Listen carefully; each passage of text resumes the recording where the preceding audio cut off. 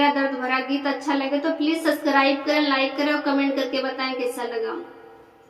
फूट गई राम की समतिया हो बिना माई का नैहर, फूट गई राम की समतिया हो बिना माई का नैहर।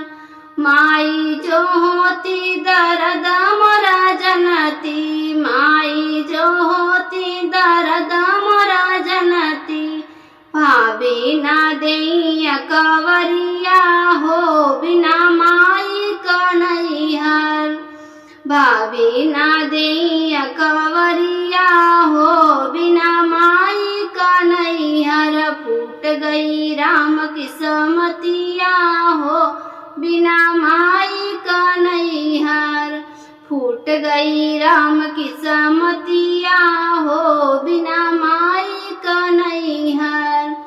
माई जो होतिन खबर कुछ लेतिन, माई जो होती खबर कुछ लेतिन, भाभी ना ले ली खबरिया हो बिना माई का नैहर, भाभी ना ले ली खबरिया हो बिना माई का नैहर। फूट गई राम की समतिया हो बिना माई का नैहर।